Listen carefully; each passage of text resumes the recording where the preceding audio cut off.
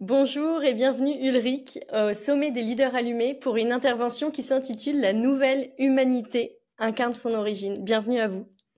Merci, bonjour Amandine. Je suis très contente de vous accueillir. Alors pour expliquer un peu l'histoire, pourquoi vous êtes là, c'est que en fait je suis accompagnée par vous depuis 3 mois dans un processus d'ascension spirituelle. Et donc je l'ai vécu moi-même le chemin, enfin tout ce que vous allez évoquer après, ben je suis en train de le vivre avec vous. Et donc je suis un bon exemple en fait de, ce ne sont pas des histoires qu'on pourrait se raconter comme ça. Il y a un réel effet dans la matière. Donc moi j'ai vu chez moi une transformation personnelle avec ce processus d'ascension spirituelle, donc notamment un centrage qui est beaucoup plus fin, une énergie vitale qui est là, un alignement encore plus fort à ma vocation d'âme. Et donc, j'ai envie qu'on parle de tout ça aujourd'hui pour que ça puisse bénéficier à la communauté des leaders allumés. Euh, pour vous décrire un peu, je vais peut-être vous laisser vous présenter, ce sera plus simple parce que j'ai regardé un peu, mais je pense que c'est mieux avec vos mots. Ok. Alors, comment se décrire? C'est très compliqué. Comment dire? Une vieille âme, ça suffira. Un avatar. Un avatar, c'est le terme ésotérique. Une vieille âme, c'est une âme. Un avatar, c'est une âme qui a terminé son travail. On va dire que normalement, je devrais prendre mes vacances cosmiques et ma retraite. Si on utilisait un paradigme Star Wars, je suis un très vieux Jedi et vous êtes de jeunes Padawan. Voilà. Et donc, je suis revenu pour réveiller les Padawan. C'est ça. Donc, c'est juste une histoire d'alpinisme. Un vieil alpiniste descend la montagne et va au village voir ceux qui sont intéressés pour grimper la montagne. C'est top. Eh ben, merci pour cette présentation et de le dire. Très souvent sur le chemin spirituel, on a eu une époque où on avait beaucoup de guides et après tout le monde aujourd'hui a commencé à se dire non, en fait, on n'a pas besoin de guide, on doit être autonome, etc. Pour moi, c'est pas vrai. Et le principe de filiation et de hiérarchie, il est hyper important. Il y a une autre personne qui intervient dans le sommet qui s'appelle Renato Papalardo, qui est mon mentor depuis 6 ans, notamment avec la magie des rayons sacrés. Et moi, je continue le chemin avec vous aussi là-dessus. Et je trouve ça important qu'on puisse être accompagnés, nous les Padawans, par des Jedi et par des personnes qui ont fait le chemin, parce que c'est pas un chemin qui est si simple que ça. Ce que vous proposez, c'est de descendre l'esprit dans la matière. Il y a aussi quelque chose qui est proposé dans ce chemin d'ascension spirituelle, c'est de sortir du New Age. Est-ce que et en même temps d'être dans le New Age quand même, c'est de sortir du Non, concept, c'est je d'être dans pense. le véritable New Age en fait. Le problème c'est que le mot est galvaudé, c'est comme le mot amour, c'est comme le mot jouissance, c'est comme tout qui a été galvaudé par la langue humaine. Donc non, il ne s'agit pas de sortir du New Age de l'esprit idéal, c'est-à-dire nous on est venu incarner New Age, d'accord? C'est ceux qui ont récupéré ce mot pour créer tout un système de spiritualité horizontale, on va dire, d'accord? On va parler de deux spiritualités. Il y a la spiritualité ou le développement vertical qui va à la source de son origine, et il y a la spiritualité horizontale qui fait du business en bas de la montagne, mais qui ne s'attaquera jamais au processus et qui ne grimpera jamais la montagne. C'est ça la différence. Voilà. Donc la différence, elle est là, elle est essentielle. Par rapport à la notion de hiérarchisation, il y a un truc qu'il faut préciser, parce que tout le monde aujourd'hui est dans le do-it-yourself, je vais le faire moi-même, je vais garder mon pouvoir. Mais mon garçon, pour avoir ton pouvoir, il faut déjà que tu le développes, et il faut que tu le maîtrises. Donc si on veut s'attaquer par exemple à voyager en 3D, hein, devenir pilote, on va bien aller voir un instructeur qui va nous apprendre à utiliser un nouveau véhicule qui est cet avion. On est bien d'accord. Bon, nos corps, si on a des corps subtils, on va les appeler des véhicules A. Mais donc, si on avait un permis pour ces véhicules, ça serait mieux peut-être pour se débrouiller sur Terre. Bah, c'est juste ça en fait. Donc, le fait d'avoir besoin d'un alpiniste qui a légèrement plus avancé sur le chemin, c'est tout à fait normal dans l'univers. Ça a toujours fonctionné comme ça. C'est une grande fraternité. Mais ça ne veut pas dire qu'il y a des subordonnés. Ça veut dire qu'on travaille tous comme les rouages d'une montre de précision, mais que pour qu'on puisse travailler correctement, il faut qu'on sache quel rouage on met, comment on fonctionne, et exactement ce qu'on peut faire pour être le plus utile possible dans l'intérêt de l'ensemble. Donc, c'est ça l'histoire. Donc je pense qu'il ne faut pas faire preuve d'orgueil sur le plan de l'ego. Il faut toujours aller de l'avant en s'appuyant aussi bien sur ce qui est autour de nous, de ce qui est en dessous de nous et au-dessus de nous. On apprend tous des uns des autres par les expériences. C'est-à-dire que même un maître, même un instructeur, même le plus grand avatar du cosmos, il va apprendre quand il va rentrer dans la matière parce qu'il va rencontrer des difficultés qu'il n'aurait jamais imaginées parce qu'elles sont dues au libre arbitre et aux interactions du libre arbitre. Donc c'est autre chose. Et justement, dans ce processus d'ascension planétaire, ce qu'on va faire, c'est qu'on va augmenter le taux vibratoire. Et donc là, vous accompagnez à augmenter le taux vibratoire. Quelles sont les conséquences quand on augmente son taux vibratoire? Ma question est un peu orientée, hein, et qu'on n'a pas appris à maîtriser la personnalité humaine. Bah, elle prend de la puissance Déjà, il faudrait définir ce que c'est que le taux vibratoire, parce que bon, tout a un taux vibratoire. Le taux vibratoire, c'est le taux de vitalité, en fait, d'énergie qu'il y a. La force de vie, on pourrait appeler ça comme ça, ou Dieu, ou l'esprit, on va appeler l'esprit. L'esprit nourrit toute chose, c'est-à-dire que du brin d'herbe à l'arbre, au mammifère, à l'homme, il y a un taux vibratoire originel. Puis quand l'être ou la créature se tourne vers l'origine, c'est-à-dire vers son créateur, il y a ce qu'on appelle un appel. Il a une aspiration spirituelle. Aspiration, ça veut bien dire ce qu'il veut dire. Il va donc aspirer un peu d'énergie. Il va avoir une petite augmentation vibratoire qui va nourrir son intellect. Et à un moment, son intellect va dire, on aimerait bien avoir des réponses à nos questions fondamentales existentielles. Et là, il commence sa quête spirituelle. Donc, il va commencer dans l'horizontalité, il va chercher plein de méthodes. Puis à un moment, il va arriver au chemin où on se trouve ici, c'est-à-dire celui qui monte vers la verticalité, vers les initiations, vers la compréhension. Ok. Donc à ce moment-là, il rencontre un instructeur, à un moment ou à un autre. Cet instructeur va lui donner de l'esprit, c'est-à-dire qu'il a un pouvoir de lui donner une force de vie supplémentaire. Et cette force de vie supplémentaire, il va lui donner aussi en même temps une analyse, une capacité de comprendre ce qui va se jouer à l'intérieur de lui. Parce que cette force de vie, elle va nourrir non seulement son âme, en tant qu'être et créature divine, mais tous ses corps inférieurs, jusque dans ses instincts les plus bas. Et tous les défauts de structure vont être nourris aussi. Je donne l'analogie, si j'augmente la lumière solaire sur un champ sur lequel j'ai cultivé du maïs, mon maïs va pousser plus vite, mais les ronces et tout ce qui vit à l'intérieur et à l'extérieur va grossir plus vite aussi. Donc l'être humain va se retrouver confronté à ses propres défauts de structure et ils vont lui péter au visage beaucoup plus rapidement. C'est un peu comme s'il faisait un processus accélératif de son individu et il va être obligé de se confronter à ses démons intérieurs et à ses problématiques. Donc quelqu'un qui ne serait pas accompagné et qui aurait des montées vibratoires, mais ça n'arrivera jamais, de toute façon il aura des montées vibratoires relatives, eh bien il pèterait un câble ou il pète en plein vol comme une fusée qui explose en plein vol. C'est juste ça. C'est ce qu'on appelle une crise d'ego. On a le meilleur exemple, le plus connu, c'est Jésus dans le désert. Voilà. Jésus dans le Nouveau Testament, il est marqué qu'à un moment il a entendu une voix qui lui a dit « Si tu es le Fils de Dieu, jette-toi de cette falaise, tu survivras ». Alors tout le monde, évidemment, l'Église catholique derrière a écrit que c'est le diable. Le problème, c'est que le diable n'existe pas. Donc ça, c'est dommage, les gars, ça n'existe pas. En revanche, le mal existe, mais pas le diable. Donc, qui lui a parlé? C'est son mental. Son mental, à ce moment-là, a douté de ses capacités à faire la mission et à faire ce qu'il devait faire. Il a douté complètement, terriblement de lui-même. Parce qu'il avait eu des augmentations vibratoires, parce qu'il avait son éveil qui était en train de s'accélérer, et parce qu'il devait faire quelque chose qu'il était beaucoup trop jeune pour faire. C'est quelque chose d'insurmontable ce qu'il a fait. À 33 ans, on ne fait pas ce genre de job.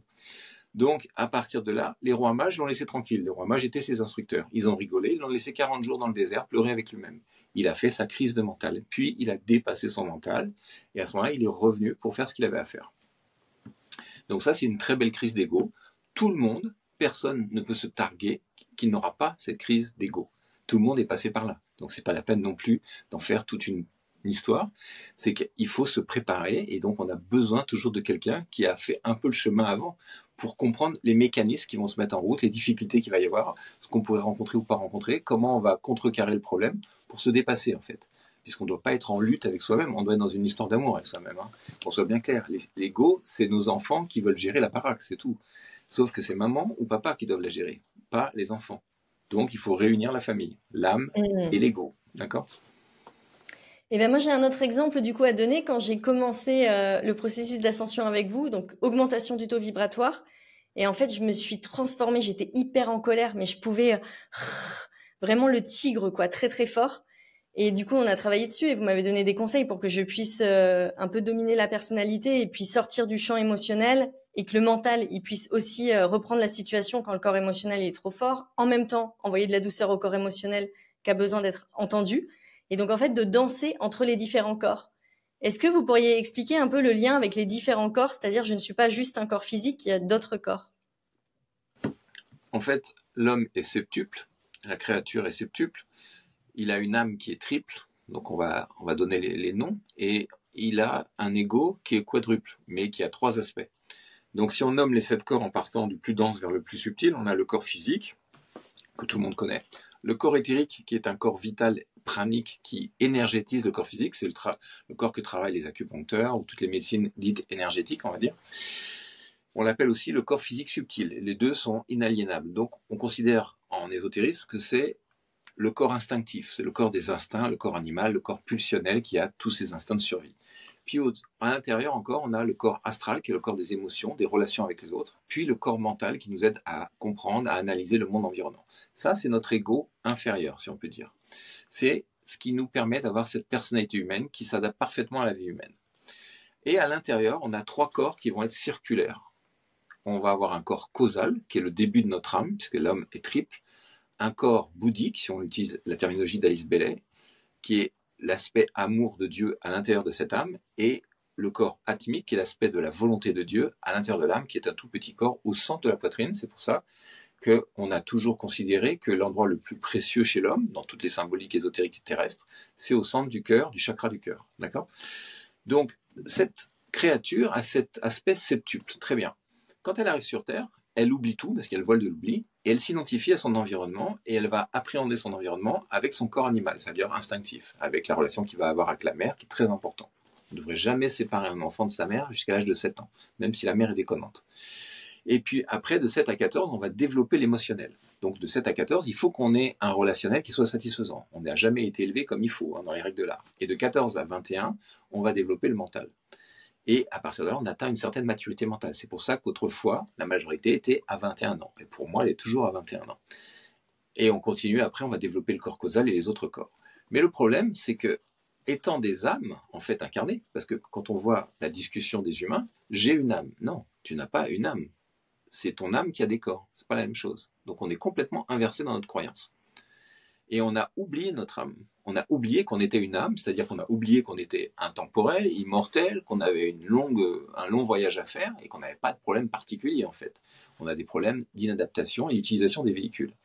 Eh bien le problème c'est qu'on s'identifie donc à nos instincts, nos émotions, notre mental. Alors que se passe-t-il pour un humain classique, quelqu'un qui n'est pas en recherche ou qui ne sent pas qu'il y a quelque chose d'autre derrière? Eh bien il va subir ses pulsions, il va subir ses émotions et il va subir son mental. Pour résumer la planète actuelle et notre société actuelle, aujourd'hui, ce sont des manteaux qui dirigent, les plus malins, d'une manière perverse, qui manipulent une majorité qui est dans l'émotionnel et une toute petite minorité qui est encore dans l'instinct. Mais aucun de ces êtres, tous autant qu'ils sont sur cette planète, ne dirige sa vie ou son existence dans l'intérêt du bien commun par l'esprit qui soit incarné dans l'âme, c'est-à-dire en s'identifiant à une âme.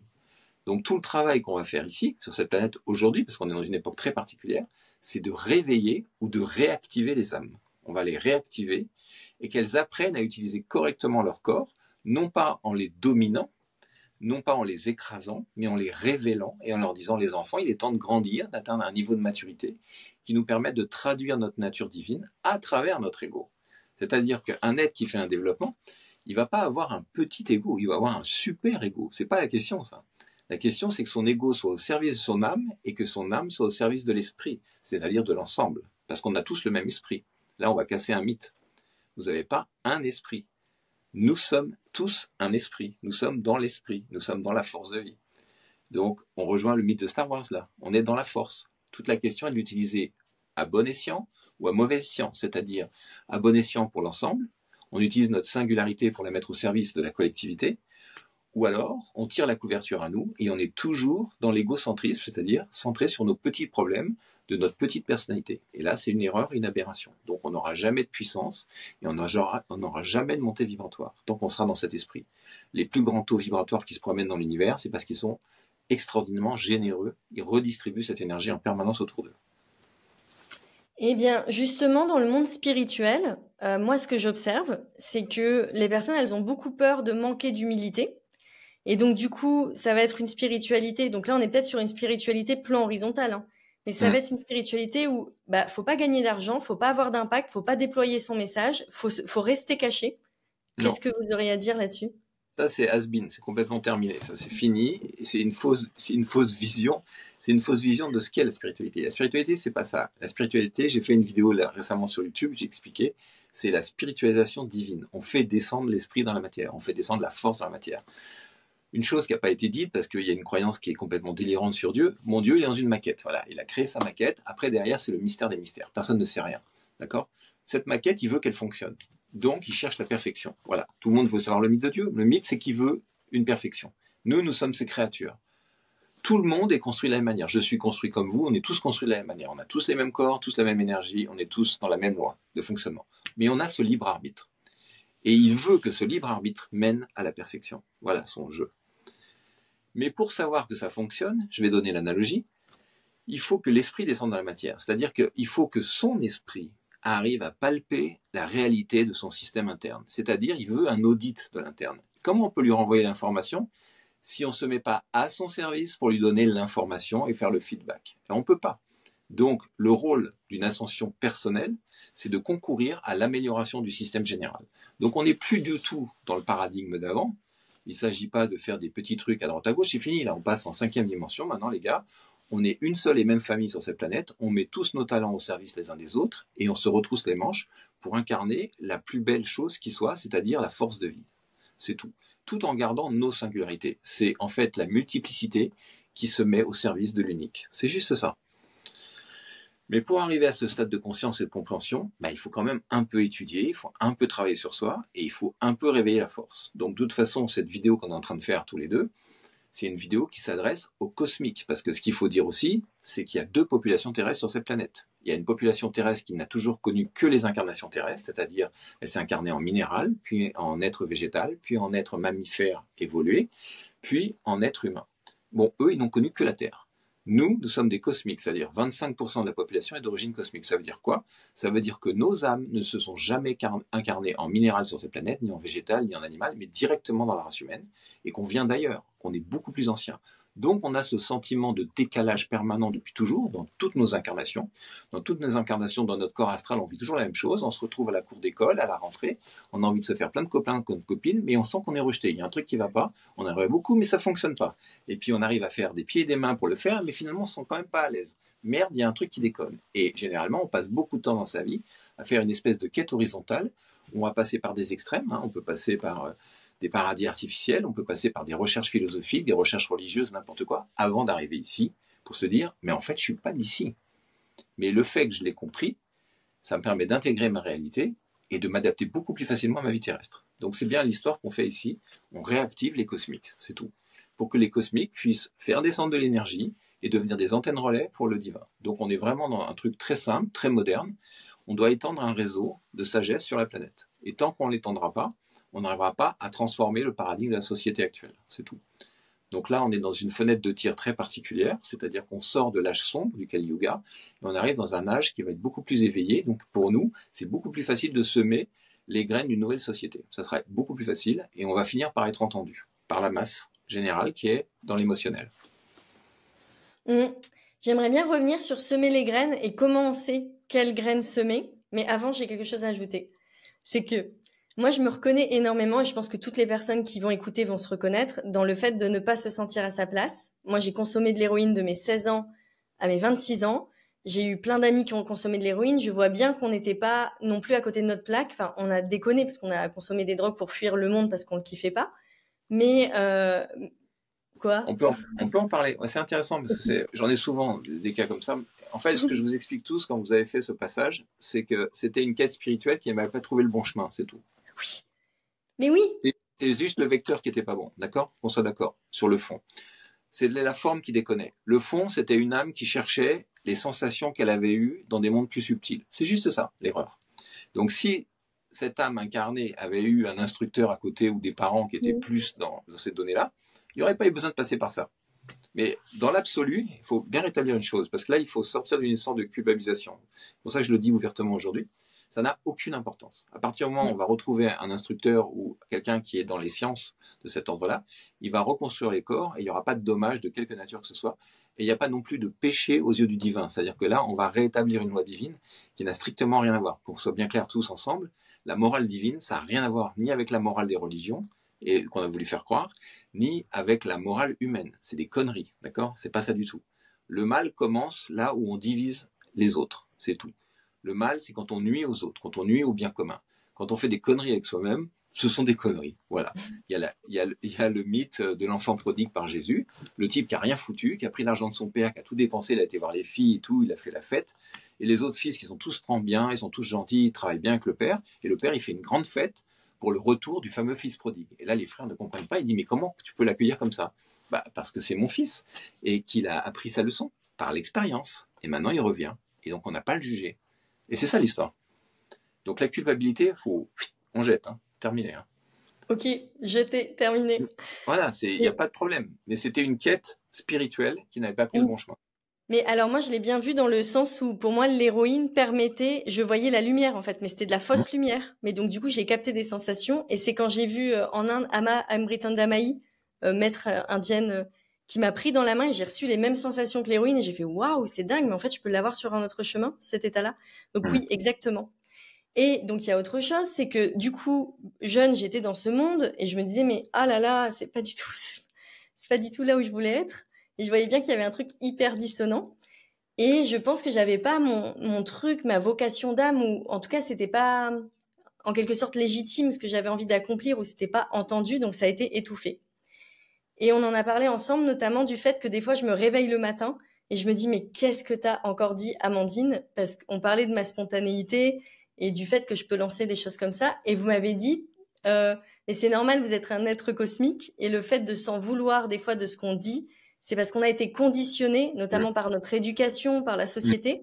Et qu'en fait, il y a un moment, il faut grandir. C'est ce que vous m'avez dit. Est-ce qu'on peut On parler de doit ce pouvoir, sujet-là? on doit pouvoir tout se dire. Il n'y a absolument pas de sujet. C'est un peu comme les humoristes quand on leur reproche qu'il faut être dans le politiquement correct, qu'on ne peut pas rigoler de tout. On peut rigoler de tout. Dieu adore l'humour, sinon il ne l'aurait pas créé.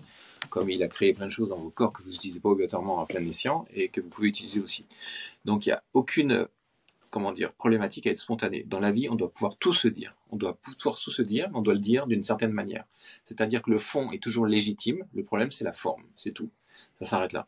Donc tous les corps ont le droit à l'expression. Si vous ne reconnaissez pas l'expression de vos corps, ça veut dire que vous négativez votre propre être. Vous êtes en entier amour avec vous-même. C'est impossible ça. Donc même une colère, elle est légitime, sauf que elle est légitime sur le fond, mais elle ne sera pas légitime sur la forme. Et il faudra bien gérer toutes ces choses qui se passent à l'intérieur. Donc non, la spontanéité, c'est normal, vous êtes enjoué. Si on explique les choses d'une autre manière, les humains, ce sont des âmes qui ont pour la plupart centaines de milliers d'années. Les êtres cosmiques, ils viennent me voir, pour se réactiver, ils ont des dizaines de millions d'années. Donc ce sont des adolescents qui viennent montrer à des bébés comment devenir humain. Et moi, je suis le vieux Padawan ou le vieux Jedi qui est l'ancêtre, on va dire. Donc à partir de là, c'est normal que quand on a 14 ans dans l'univers, d'âge mental si on peut dire, on soit spontané. On est dans l'élan, on est dans l'amour, on est venu sur une planète qui est merveilleuse, on se dit, ouais, je vais faire des trucs de folie, je vais prendre mon sac à dos, ça va être trop génial. Puis, patatrac, on rentre dans l'incarnation, on oublie tout. Et là, c'est vachement dur parce qu'on a ce sentiment au fond d'avoir une hypersensibilité, une envie de faire plein de choses dans tous les sens, et on est super mal accueilli. Tout est en décalage et c'est très compliqué. Mais en fait, c'est pas si compliqué que ça. Après, il n'y a pas de vocation, hein, qu'on soit bien clair, parce qu'il y a un grand mystère sur l'histoire. Il y a des missions d'âme, on a un cahier des charges et tout. Non, alors, pas du tout. Vous êtes totalement libre, les gars. Faites ce que vous voulez, mais simplement mettez-vous au bon endroit, au bon moment, avec les bonnes personnes. Et ça, on en reparlera. Comment le faire? Par la synchronicité, par la connexion permanente avec le tout, c'est tout. Mais si vous avez envie de changer 10 fois de boulot, allez-y, faites-le. Si c'est l'univers qui vous pousse à le faire, si c'est la vie qui vous pousse à le faire, le principal, c'est de transmettre l'énergie, de partager un intérêt de bien commun et d'humanisme permanent. Ça ne veut pas dire faire des bonnes choses comme on dit dans la Bible ou les autres trucs. Non, non, on peut être un super businessman. Il y a une histoire super connue comme ça du mec qui avait les Hard Rock Café, qui a été voir Sai Baba un jour. Et Sai Baba lui dit, toi, tu es un money maker, tu fais de l'argent facile.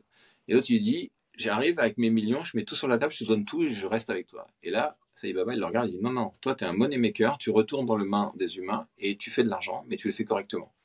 Voilà ce qu'il lui a dit. Parce que ce qui compte, c'est ce que vous transmettez à travers votre art. Donc vous êtes tous thérapeutes.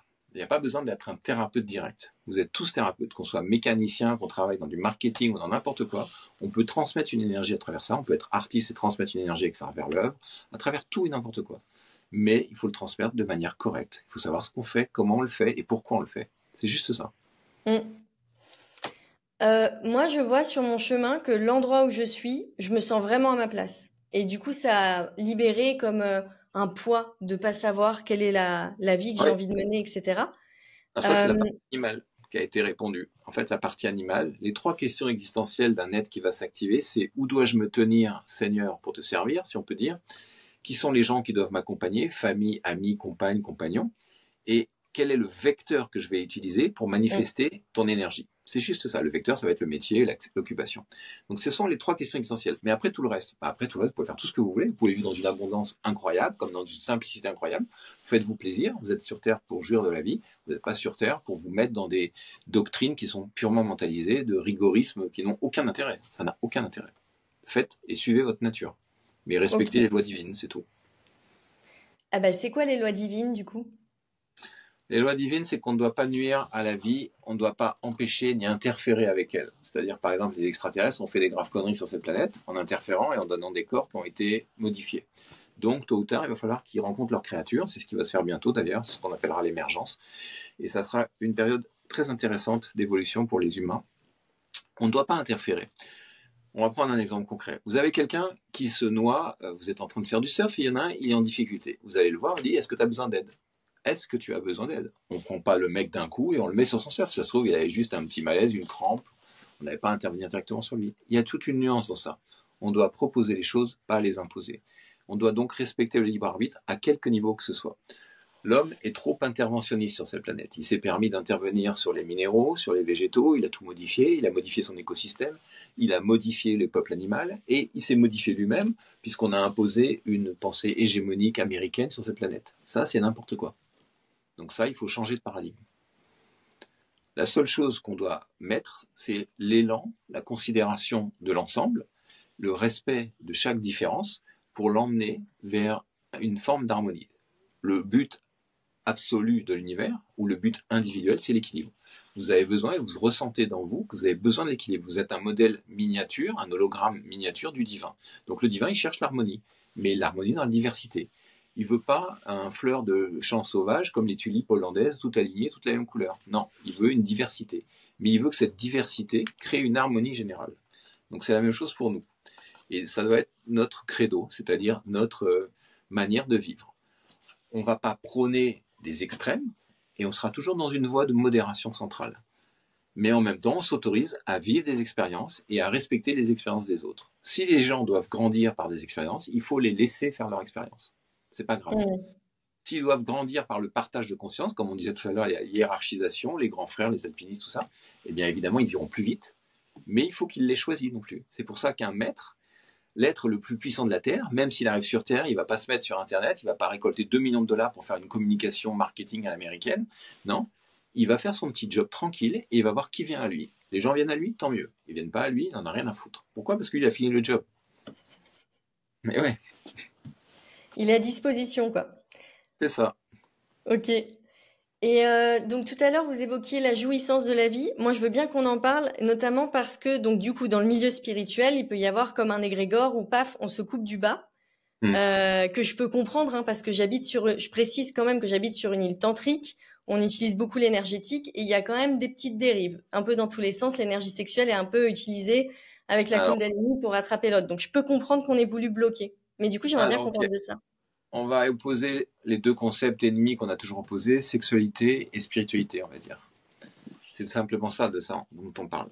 En fait, quand j'étais enfant, je choquais toujours les autres parce que je disais toujours que si Dieu n'avait pas voulu qu'on utilise les organes sexuels pour le plaisir, il n'aurait jamais mis autant de terminaisons nerveuses dedans. Oui. Il y a 8000 terminaisons nerveuses dans un clitoris, il y en a 4000 dans un gland. Un gland est un clitoris, d'accord? Oui.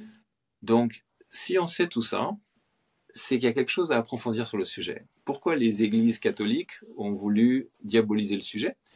Ben parce que c'est une voie extatique. En fait, si on cherche une montagne divine d'extase, l'extase mystique étant le sommet de la montagne, on peut le grimper par deux faces si on est une femme. On peut le grimper, j'ai expliqué pour une femme, je vais expliquer pourquoi, par la côté érotique, la quête érotique si on peut dire, ou la quête spirituelle. Pourquoi j'ai fait une distinction entre l'homme et la femme? Parce que l'homme c'est une machine à vapeur, la femme c'est un système électronique ultra sophistiqué. Ça n'a strictement rien à voir. Il y a des vieux temples indiens où il y a des hommes qui vénèrent une femme fontaine qui leur éjacule dessus. Voilà. Donc, cette voie sexuelle, elle a été diabolisée ou négativée, on va dire.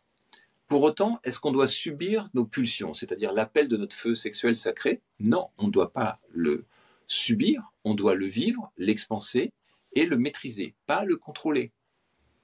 Si on est quelqu'un qui est par exemple dans le mental et qu'on a une espèce de morale judéo-chrétienne, on va dominer son feu sexuel et puis un jour il va nous péter au visage. On ne va pas prendre d'exemple, c'est très simple. L'Église catholique avec ses prêtres.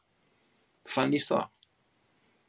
Donc, maîtriser son érotisme, c'est pas le mettre de côté, c'est pas l'ignorer, c'est pas le contrôler. Non, c'est aller le découvrir, l'expanser, le vivre à notre vitesse comme il est, c'est-à-dire qu'on est tous différents sur le sujet. Il y en a qui ont des feux sexuels très puissants, ce qu'on appelle des hypersexuels, et puis il y en a d'autres qui ont des feux sexuels tranquilles. Donc ils n'ont pas besoin de passer à un régime supérieur, ils ont besoin de vivre ce qu'ils ont à vivre, mais de le vivre tranquillement.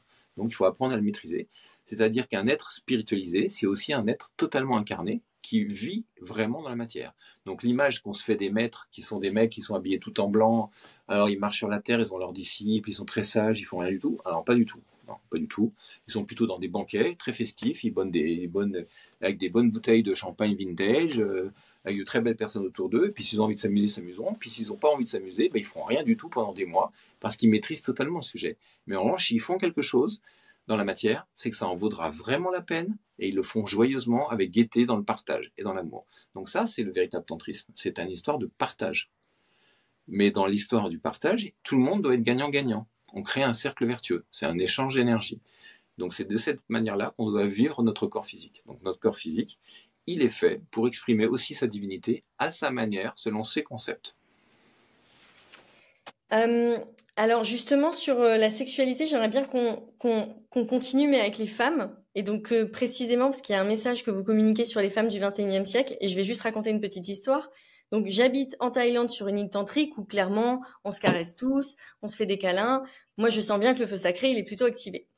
Et quand je reviens en France, notamment dans la ville où mes parents, où je suis née, quand je marche dans la rue, je vais être hyper alpaguée. On va me faire des demandes en mariage et oui, j'excite fortement les gars, mais ils savent pas se maîtriser, donc ils sont plutôt désagréables quand je dis non. Et donc du coup, je suis là en mode bon bah super, je vais encore couper mon feu parce que j'ai pas le choix quoi. Sinon on va m'embêter. Non, Et non, on va pas couper le feu, on va mettre une armure autour. une armure, ok. On va se mettre en position déesse si on parle féminin. Si on parle féminin, bon, moi je suis 50% féminin, 50% masculin. Un être divin est totalement équilibré, donc il peut parler féminin, c'est pas la question. Si j'étais une femme, c'est pour ça que je suis pas une femme, hein, de toute façon, je serais ce qu'on appelle vulgairement une allumeuse. Pourquoi? Parce que j'aime bien arriver tout feu éclairé. J'en ai rien à foutre. Je vais pas m'emmerder à pas m'habiller comme j'ai envie parce qu'il faut que je me mette en mode minimaliste. C'est débile, c'est pas la question. Mais en revanche, j'aurai une sacrée autorité derrière parce qu'il va falloir une sacrée autorité pour se promener sur une planète des singes où les mecs ils en sont encore à nous attraper comme ça, à nous sortir des trucs pas possibles. Ah, toi t'es bonne et ainsi de suite. Bah non. Bah il faut faire du Krav Maga les filles. Il faut avoir une sacrée autorité. Il faut avoir de la répartie. Il faut avoir ce qu'on appelle des punchlines au niveau mental et savoir border les choses avec de l'autorité. C'est-à-dire que si nous-mêmes, on ne peut pas poser l'autorité, il faut qu'il y ait des gens autour qui puissent la poser. Donc ça permet d'avoir simplement une anticipation des problématiques. C'est juste ça, en fait. Mais on ne doit pas trahir sa nature. Sinon, c'est une catastrophe. Ça veut dire qu'on ne peut pas exister, en fait. C'est dramatique. C'est comme trahir votre nature d'être cosmique, comme trahir votre nature spirituelle. Ça veut dire que vous êtes dans un dîner et là, tout le monde parle business, alors nouvelle voiture, nouveau machin, consommation. Bon, bref, que de l'horizontal. Puis on ne parle pas du devenir de l'humanité, on ne parle pas de ça. Puis si on commence à en parler, bah toi tu es un peu tapé, tu as un problème, toi, ainsi de suite. On a peur d'être jugé. Ben non. Il faut que votre érotisme soit libre, il faut que votre vision du monde soit libre, il faut que votre parole soit libre, il faut que la pensée de vous-même soit libre, il faut que tout soit libre. Donc le problème, c'est effectivement d'arriver à gérer cette liberté avec la confrontation de la réalité extérieure.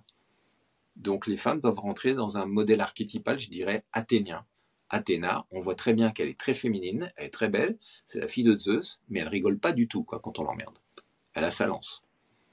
Et c'est la sagesse qui l'inspire. Donc c'est sur ce modèle-là qu'il faut travailler. Et alors souvent, les femmes, je vais sortir quelque chose qui est un peu caricatural, mais donc on va être dans la posture de la petite fille.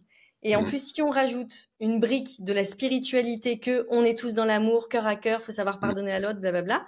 Et ben du coup, si on rajoute tout ça, ben en fait, il y a le truc qui s'étouffe et la partie athénienne, ouais. Et tout est fermé. Bah et oui. on redevient un bouton de rose. On ne pourra jamais être une rose épanouie, on ne pourra jamais exhaler son parfum, on ne pourra jamais jouir non plus. Ça va nous bloquer sur tous les plans. C'est-à-dire que notre vie, ça sera toujours dans le minimalisme. Donc ça, c'est terminé, ça. C'est-à-dire que en 2003, j'avais fait une vidéo où j'avais bien dit que le principe féminin devait redescendre en pleine puissance. Mais la pleine puissance, c'est pas les Amazones guerrières qui tuent et qui décapitent les hommes, qui sont que des garçons, de toute façon, c'est même pas des hommes, parce que ça sert à rien, c'est trop facile.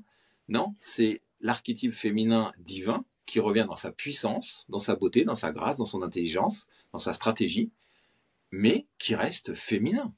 Donc, elle n'a pas à se faire emmerder, c'est tout. Mais elle doit se déployer, elle doit vivre sa réalité. Super. Mais les hommes doivent déployer ce féminin. C'est-à-dire que vous, les femmes qui écoutez la vidéo, Et une chose est très claire, arrêtez de vous plaindre que vous n'avez pas d'homme en face de vous, parce que n'oubliez pas, oui non mais on va démystifier le problème. Réfléchissez, d'où sortent les hommes? Du ventre des femmes. Oui. Qui les a élevés? Des mères. Alors c'était quoi le problème des mères?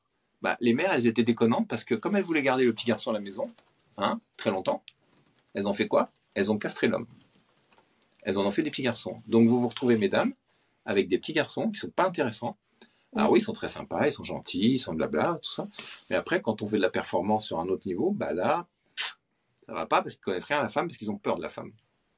Donc on va pas en rajouter avec une sorte de féminisme caricatural. Au contraire, on va leur dire, pour être un homme, bah, il faut être ça. Parce que moi, je suis un homme à l'intérieur de moi, tu vois. Hein?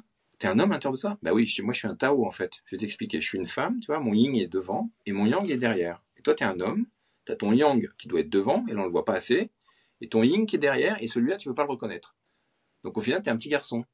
T'es inachevé. Donc, c'est vous, mesdames, qui feront des hommes dans la nouvelle société. Qu'on soit bien clair. Donc là, je parle à toutes les femmes. Toutes les cosmiques, vous avez un devoir vis-à-vis de vous-même d'exprimer ce que vous êtes réellement, et vous avez un devoir de révéler aux hommes ce qu'ils doivent être, qui ne sont pas encore. Donc vous êtes les précurseuses, on peut dire. Donc vous allez essuyer les plâtres. Ok, bah mission acceptée. Et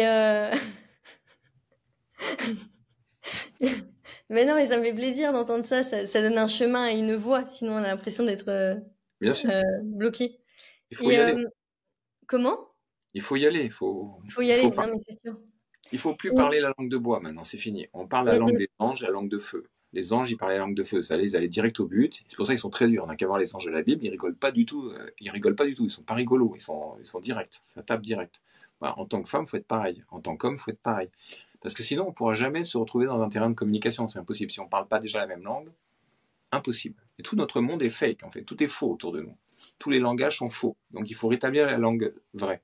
On doit se Mm. parler. On doit communiquer. Et moi, ce dont je me rends compte, c'est que une femme, moi, je trouve aujourd'hui qu'elle se déploie, bien sûr, dans sa posture de mère, mais aussi quand elle pilote des projets, quand elle lance des projets et quand elle prend sa place dans ce monde et qu'elle se dit, voilà mes messages, voilà ce que j'ai envie de déployer et qu'elle assume. Et qu'elle reste pas chez elle en se disant, bon, je vais rester la plus discrète possible pour que personne ne m'embête, quoi.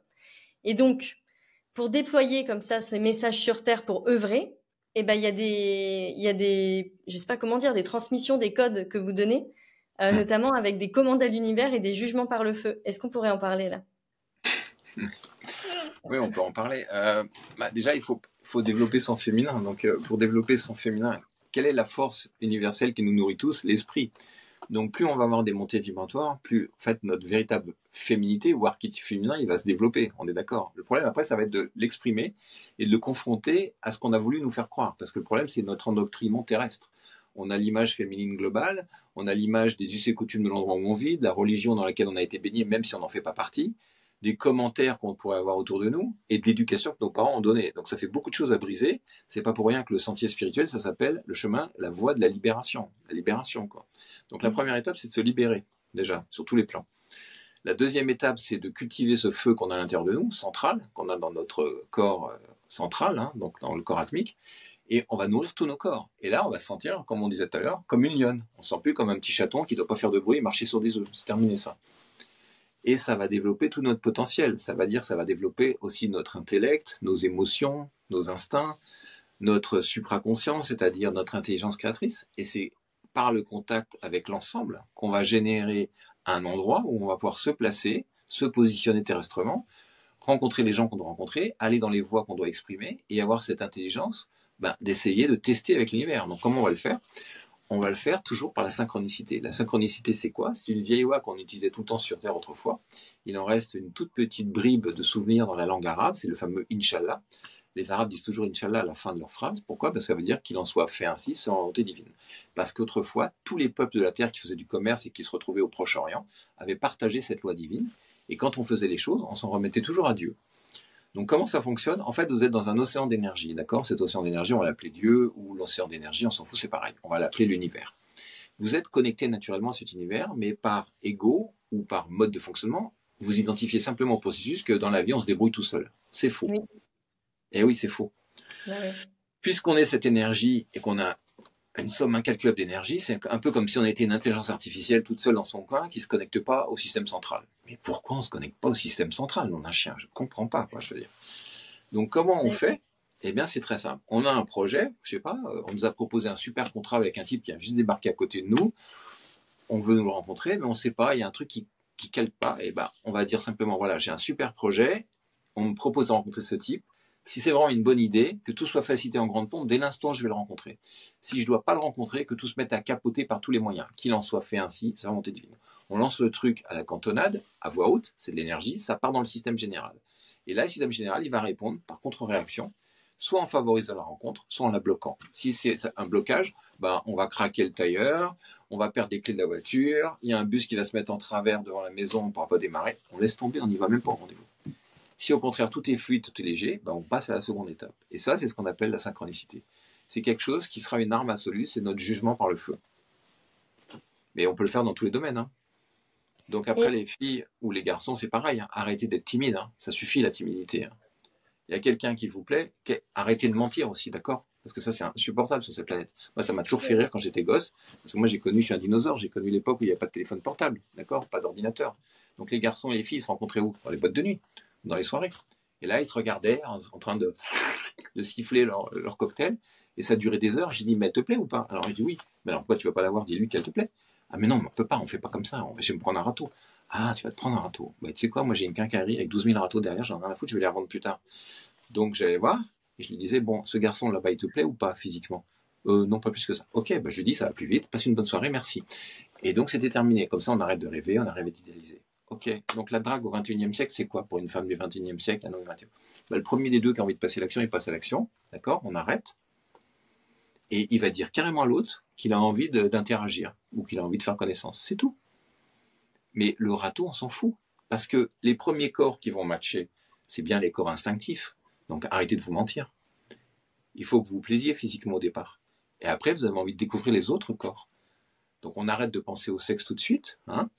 On essaye de découvrir un peu l'autre sur les autres plans, même si on a très envie de lui. On peut lui dire tout de suite, hein, c'est pas la question. Mais avant de le faire, on va faire quoi pour pas que nos corps soient vexés à l'intérieur? On va dire à l'univers, bah voilà, le type qui est là-bas, il me plaît. J'ai bien envie de faire sa connaissance. Univers, si on doit faire connaissance, que tout soit facile en grande pompe. Qu'il n'y a aucun intérêt que je me prenne le gros vent en 4 secondes, qu'il en soit fait ainsi sans volonté divine. Et là, on y va. Mais comme on est porté par la force de l'univers, c'est très simple. On s'en fout du râteau s'il y a un râteau. Et comme on s'en fout de la victoire, puisque c'est pas une victoire, c'est le fameux poème de Rudyard Kipling. Si, relisez le poème de Rudyard Kipling. Si, c'est toute l'éducation d'un humain, ça. Si on s'est affronté d'un même front, victoire et défaite, d'accord? On ne doit pas se gargariser d'une victoire et on ne doit pas s'apitoyer d'une défaite. Ça, c'est des expériences, c'est tout. On n'en a rien à foutre. Je vous prends le paradis du tigre. Le tigre, c'est l'animal le plus puissant en carnassier qu'il y a sur Terre. Regardez la beauté du tigre et la force qui se dégage. Bah, vous savez ce que c'est la vie d'un tigre? C'est 90% d'échecs. Il n'a pas l'air malade et il n'a pas l'air dépressif, le tigre. Hein. 90% d'échecs. Alors moi, je suis du milieu du coaching et très souvent, il y a dans le milieu du coaching, et je le vois sur moi, on dit de célébrer parce que c'est bon de célébrer et justement, ça permet de revenir dans la jouissance de la vie, de se dire « Waouh, ça a marché, c'est dingue !» C'est cool quand même, non, de célébrer aussi. Oui, bien sûr, mais que je disais tout à l'heure, c'est les deux extrêmes. Ouais. On reste dans la modération. Quand j'allais en soirée, que j'allais dans des grandes soirées, j'ai connu des grandes soirées, hein, des grands trucs, des grands milieux, tout ça, la phrase que je disais toujours quand je rentrais dans la pièce, c'est à mes corps de la gaieté, mais du bon ton. Voilà. C'est tout. Tout s'arrête là. Pas de vulgarité. Être drôle, amusant, certes. On se démonte pas la gueule à l'alcool. On se met pas minable, comme on dit. Et on reste jusqu'à une heure acceptable pour notre corps physique. Pourquoi? Tout le monde a connu les soirées de mariage où les types restaient jusqu'à 6 heures, où vous les voyez pitoyablement tituber sur la scène. C'est pitoyable, ça n'a aucun intérêt. Il y a un moment magique où il faut savoir se retirer, justement. Donc, la modération, ce n'est pas être dans une forme d'austérité, non, c'est une forme d'intelligence. Il faut savoir profiter, bien sûr. Il faut jouir, il faut fêter, festoyer, si vous voulez, en utilisant un terme médiéval, mais il faut rester dans une mesure. Ok. Et alors, pour continuer sur comment on co-crée avec l'univers et on arrête de faire les choses seuls, mais vraiment on se fait accompagner, moi j'ai placé un jugement par le feu pour votre journée, vos 2 journées, donc symposium. Donc, ah oui, symposium d'ailleurs, juste petite parenthèse, j'ai regardé, symposium, c'est le congrès des scientifiques. C'est marrant que vous ayez créé 2 journées à Paris sur le thème de l'illumination, congrès des scientifiques, alors que tout ce que vous dites là, c'est pas prouvé scientifiquement. J'ai trouvé ça drôle. Alors, c'est pas prouvé scientifiquement par une certaine forme de science, mais en fait, tout est scientifique. C'est de l'empirisme. Si je prenais la moyenne de tous ceux qui sont venus me voir et que je disais j'ai fait un étalonnage avec un échantillonnage, c'est une démonstration scientifique, au sens scientifique du terme. C'est pas Donc, prouvé par le conseil des scientifiques reconnu par l'ordre étatique. on va dire le mainstream de la science qu'il y a sur Terre. Mais ce qu'il faut savoir, c'est que les scientifiques qui ont le droit de parler sur Terre, c'est ceux qui sont accrédités par un pouvoir obscur qui est derrière. Les vrais scientifiques, eux qui font leurs expériences, on leur dit de fermer leur gueule. Ou alors on leur retire leur diplôme. Bien sûr. Et alors, l'événement se passe à Warwick, l'hôtel Warwick. J'ai regardé des images, ça a l'air trop bien. Moi, j'aime bien ce standing. Et alors, petite information, donc Warwick, War, c'est la guerre. Wick, c'est la mèche. La mèche quand on allume une lampe. Je sais pas si vous étiez au courant. Non. Et ben, j'ai trouvé ça beau parce que du coup, j'allais en revenir. Moi, je dis souvent qu'on est des Jedi aussi, donc il y a une guerre un peu dans l'univers et qu'on est des Jedi. Ah oui, Donc on Warwick, est dans c'est une la mèche. guerre. Hein? On est en guerre contre l'obscurantisme, contre la bêtise, contre le séparatisme, contre la division, bien sûr. On est là pour créer une société meilleure. Donc, si on ne donne pas un sens à sa vie ou à son existence terrestre, ça n'a aucun intérêt de vivre dans l'horizontalité. Consommer pour consommer n'a aucun intérêt. Jouir de la vie dans un sens de honorer ce qui a été donné, oui, ça c'est beau. Mais en fait, je dis souvent, j'ai terminé mon travail. J'aurais besoin de ne pas m'incarner si je le souhaitais. Mais je préférerais être un vieux pépé avec son rocking chair sur une terrasse tranquille dans un monde parfait, plutôt que d'être maître d'un monde imparfait. Ça n'a aucun intérêt, je veux dire.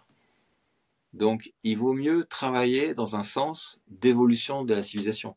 Ah, en plus, rien n'est perdu. C'est simplement qu'on est empêché par un système étatique sombre qui, on va dire, manipule. D'accord? C'est une petite oligarchie. Il y a 12 familles qui détiennent le monde. Fin de l'histoire. C'est juste ça, l'histoire. Il y a 8 milliards d'individus qui dorment. Et puis, il y a vous, les cosmiques, qui cherchez votre place et qui ne savez pas comment on va organiser le truc. Mais en fait, on est une 5e colonne. Alors, je vais vous donner votre truc. Ça va être beaucoup plus drôle. C'est Mission Impossible. Et vous êtes tous des agents secrets du divin. Voilà. Et vous êtes en train de vous réveiller. Ce qu'on appelle un agent dormant. C'est ça l'histoire. Vous êtes des agents dormants. Et est-ce qu'on manque pas un peu d'humilité quand on dit ça? Je dis juste ça parce que souvent c'est oui, ça manquerait pas un peu d'humilité? C'est le message qu'on me renvoie quand je dis ça. Ouais, bah c'est bien. J'adore moi ce mot, humilité, et j'adore la notion aussi de fierté et d'orgueil. Quand j'étais enfant, on me disait toujours que j'étais orgueilleux. Et je leur disais, quelle est la différence entre l'orgueil et la fierté? Et là, il n'y avait personne parce qu'ils ne maniaient pas assez la langue française dans la sémantique. Ben, l'orgueil, c'est celui qui prétend ce qui ne peut pas tenir, alors que la fierté peut tenir ce qu'elle prétend. Donc, il faut être fier de ce que vous êtes capable d'accomplir. D'accord? Il faut être fier de la marche que vous avez atteinte. Il faut briguer la prochaine marche. Et ça, c'est de la volonté. Et il faut être humble par rapport au travail qu'il y a encore à accomplir, mais il faut être fier du travail que vous avez accompli. Donc, il faut être dans la fierté. Non, il faut être galvanisé comme un tigre. Il faut être puissant. Non, non, ça n'a aucun rapport. Donc, l'humilité, c'est pour les faux, en fait. L'humilité, c'est une science qui a été inventée par le mental. C'est l'esprit judéo-chrétien qui vous a appris l'humilité. Pourquoi? Parce qu'en fait, il fallait courber la tête devant les puissants. Mais les puissants, est-ce qu'ils étaient justes? On ne courbe pas la tête devant un puissant. Si vous me croisez un jour, je suis très puissant, énergétiquement parlant. Mais on prendra un café horizontalement. Je ne vous prendrai pas de haut. Aucun être divin fonctionnera comme ça. Tout être qui fonctionne comme ça n'est pas un être divin réalisé. C'est juste ça, en fait. Il peut être puissant, mais il est accessible. Donc, le travail de l'humilité, c'est pas ça. L'humilité, c'est qu'on est tous perfectibles. On est tous en devenir. Voilà. Même l'être le plus puissant. Et donc, il a cette humilité. Si vous demandez à un maître s'il est un maître, il vous dira « Non, je suis un serviteur du divin ». Alors que le faux humble dira oh, « Je ne suis rien, oubliez-moi », ainsi de suite. Puis le type, il roule en Rolls-Royce dans votre dos et vous l'entendez parler négativement. Non, ça n'a rien à voir, c'est de la fausse humilité, ça. L'humilité, ça vous restreint dans votre potentialité. Cette vision de l'humilité. L'humilité, c'est pas ça. L'humilité, c'est savoir qu'on a encore du chemin à parcourir. En revanche, il faut être fier du chemin que vous avez parcouru. Bien sûr. Il faut être fier de ce que vous êtes, déjà en tant que créature divine. Être fier, c'est être dans l'amour de vous-même. C'est comme si vous faisiez une explosion de lumière à l'intérieur de votre être et que ça nourrit super puissamment votre être. Et ça, il faut être fier. Non, bien sûr. Déjà, vous devez être fier d'une chose, on va dire. On va rendre les lettres de noblesse.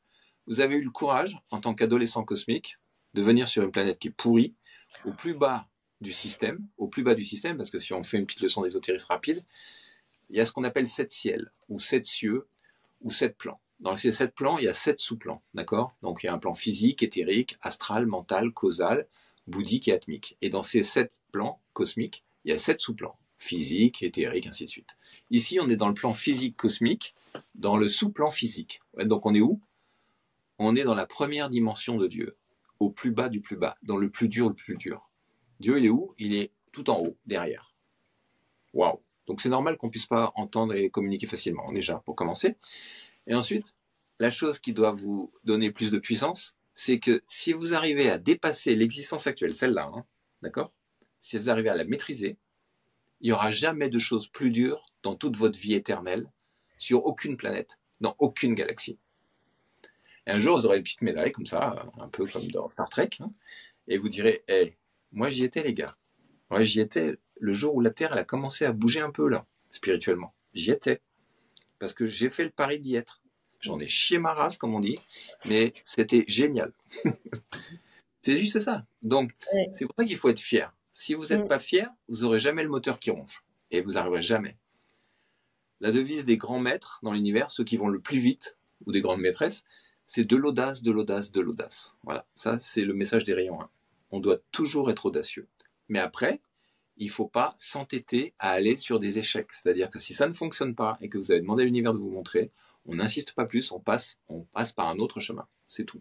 Ça, c'est important. Ça, c'est l'humilité. Ça, c'est la sagesse, c'est l'intelligence. Et ça, oui, c'est de l'humilité. C'est pas toujours évident parce que quand on a envie de porter un projet et qu'on sent, et puis qu'en fait on a les messages et qu'il y a de la résistance et qu'on se dit ah bah non, du coup c'est pas la voie. Faut quand même un peu d'humilité pour changer de chemin. Alors, c'est que c'est pas la voie. Ça veut pas dire que c'est pas la voie. Ça veut dire peut-être que c'est pas l'heure. Oui. Attention à ça. C'est pas le bon moment peut-être. C'est pas le bon timing. D'accord? Ok. Donc l'humilité va se nourrir dans la sagesse. La sagesse va nous dire, on va t'expliquer pourquoi c'est pas le bon moment et que c'est un échec relatif, on va dire. D'accord? Ok. C'est là où on doit travailler sur nous-mêmes. Parfois, vous pouvez être le meilleur dans votre domaine. On va prendre Mozart. Ok. Mozart, c'est un prodige. À 4 ans, il compose. Très bien. Il avait eu une vie de merde. Il est mort misérablement et son œuvre a été reconnue bien longtemps après son temps de passage sur Terre. Mais c'était un prodige. Il était en avance sur son temps. C'était le fils spirituel de Handel. Mais Handel, le problème, c'est qu'il écrasait le marché à l'époque. Handel, tout le monde le voulait dans toutes les cours des rois. Et Mozart, derrière, ne pouvait rien faire. Il faisait le fou, il faisait le guignol. Mais ça intéressait personne. Parce qu'ils étaient snobs. Et qu'en fait, ils étaient incapables de reconnaître à sa juste valeur son travail. Donc, Mozart, il aurait pu dire, mais je vais oublier ma voix. Mais non, il a fait ce qu'il avait à faire, c'est tout. D'accord? C'est ça. Donc, il faut croire dans vos œuvres, mais néanmoins, il faut les confronter à la réalité de l'instant, avec l'univers, et voir si, pour l'instant, on la laisse de côté, ou on la développe que pour nous, et à côté, on fait autre chose. Mais il ne faut pas vous mettre dans une difficulté. C'est-à-dire que la première personne que vous devez aimer, c'est vous-même. Vous êtes encore sur une planète à vecteur argent, vous ne devez pas vous mettre dans la difficulté, même si vous avez une idée géniale, parce que c'est pas l'heure pour que le monde l'accueille, cette idée géniale. Ça sera peut-être un peu plus tard, dans 5 ans, dans 10 ans, n'importe quoi. Moi, toute ma vie, on m'a freiné. Toute ma vie, on m'a freiné pour cette année-là, d'accord? Pour 2025. Toute ma vie, on m'a freiné. C'est-à-dire qu'on m'a laissé faire des choses, mais à certains moments. Alors que moi, j'étais prêt depuis le début, en fait. Quand j'étais petit, j'étais prêt déjà. On m'a même obligé à faire un métier que je voulais pas faire. En me disant, ça te servira, ça te permettra de patienter. Mais non. Donc, souvent, il y a un timing. Alors, c'est pas qu'on s'est fixé des choses, c'est que pour que les choses soient reçues correctement, il y a cette interaction qui va être en synchronicité avec notre art ou notre œuvre ou ce qu'on a envie ou notre projet. Et donc, il faut trouver le bon timing. Et comment on va avoir la référence du bon timing? Avec l'univers. Mais il faut accepter la sagesse de l'univers. En fait, la phrase qu'on doit garder toujours en nous, c'est si moi, je ne sais pas ce qui est bon pour moi, même avec mon ressenti, l'univers, lui, le sait. Donc, je m'en remets à cette force-là. C'est important. Le ressenti, c'est traître. Attention, votre ressenti peut être instinctif, il peut être émotionnel, il peut être mental parce que vous avez super calculé les trucs, mais c'est pas pour ça que c'est juste. C'est une vision parcellaire, en fait, de la réalité globale. D'accord? Oui. Et donc, je continue mon exemple sur le jugement par le feu. Donc, pour la journée du 19 et 20 avril 2025 à Paris, donc moi, je serai en France début avril. Mais j'ai pas envie de rester trop longtemps en France parce que je sens que ça me correspond pas. Et donc, moi, j'aimerais bien venir à cette journée. Il y a vraiment une partie de moi qui me dit, allez, vas-y et tout. Et il y a une autre partie qui me dit, non, je vais devoir rester hyper longtemps en France, enfin 20 jours. Et du coup, j'ai posé un jugement par le feu. Donc, j'ai expliqué la situation à l'univers. Voilà, j'ai envie d'y aller, mais ça me fait rester longtemps en France, blablabla.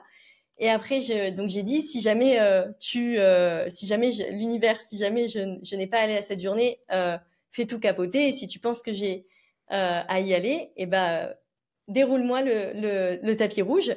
Et du coup, j'ai posé un vecteur parce qu'on a parlé de ça, de poser un vecteur. Et le vecteur, on en parlait avec Thomas parce que je cherchais. Et en fait, c'est les billets d'avion. Et je vais regarder en fonction des prix des billets d'avion et de comment ça se passe. Est-ce que j'ai bien posé les choses en faisant ça? Ouais, pas mal, c'est pas mal. Mais ça peut être n'importe quel vecteur, mais ce vecteur-là, il est pas mal, ouais. Ouais, Ok, très bien. super. C'était pour donner un exemple. En fait, il fallait suffisamment de dire, si je dois vraiment aller à symposium, c'est important pour moi d'y être, que tout soit facilité en grande pompe et que tout soit fluide dès l'instant où j'aurais décidé d'y aller, qu'il en soit fait ainsi, selon la volonté divine. Et à Ah, partir de là, super. tout ce qu'on va mettre en œuvre pour aller à ce symposium va être facilité et ça va être simple et facile. Ok, parfait. Super. Merci, Ulrich. Merci pour votre présence, pour tout ce qui a été partagé. Je voudrais dire à toutes les personnes qui nous ont écoutés que si vous n'avez pas tout compris, c'est normal, que le but n'est pas de tout comprendre avec le mental et que moi, les interventions que je préfère dans ma vie, c'est celles où je comprends pas tout. Euh, où On ça se donnera des comprend. explications de la langue, hein, c'est tout, c'est rien ça. Oui, voilà, Et puis il y a c'est autre une chose question, qui est passée. c'est des langages techniques, donc on s'en fiche. Après, tout s'explique, c'est facile. Et il n'y a pas de problématique. Quand on apprend une nouvelle chose dans la vie, on a besoin du langage technique, donc c'est aucun problème. Et que le plus important, en fait, c'est de voir si ça vous a parlé. Voilà. C'est comment ça résonne, comment ça bouge. Moi, en étant accompagnée par Ulrich, ce que j'ai bien aimé, c'est que vous m'avez envoyé une vidéo en amont du travail qu'on a fait pour dire, bah, à un moment, peut-être que le mental, il va un peu se dire, ah, qu'est-ce que c'est, etc., se mettre en rébellion et comment on peut parler au mental et puis l'apaiser. Et c'est beau, en fait, tout ce qui est dit. Et puis, on le sent. Tous les êtres cosmiques qui écoutent ce message, de toute façon, on le sent au plus profond de nous que c'est juste. Et c'est là, en fait. Donc, merci Ulrich d'être venu. Moi, je suis super honorée que vous soyez venu sur le sommet des leaders allumés. Je suis trop contente que vous m'accompagniez. Moi, je vois les effets et enfin, par rapport à tout ce que j'ai envie de créer dans ce monde, ça me nourrit énormément et ça m'aide à porter mes messages. Donc, Tant un mieux, grand merci à vous. c'est joyeux, tant mieux. On aime toujours partager. En fait, dans l'univers, on est tous dans la joie de partager. Mais dans la véritable joie, pas le truc moral, judéo-chrétien, ça n'a aucun rapport. Non, la vraie joie. Moi, je suis heureux quand les gens sont heureux. En fait, je quitterai cette planète quand les gens sont vraiment heureux. Sauf si j'en ai vraiment marre et que ça foire complètement le plan, c'est possible. Mais je ne pense pas. Je ne pense pas, parce qu'il y a des fleurs vives comme vous. Là, justement, c'était impromptu et très agréable d'avoir cette étincelle de spontanéité, de faire quelque chose. Donc, bien sûr, avec plaisir.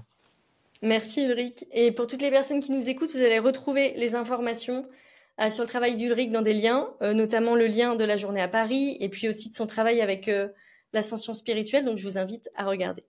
Merci. Merci, Amandine.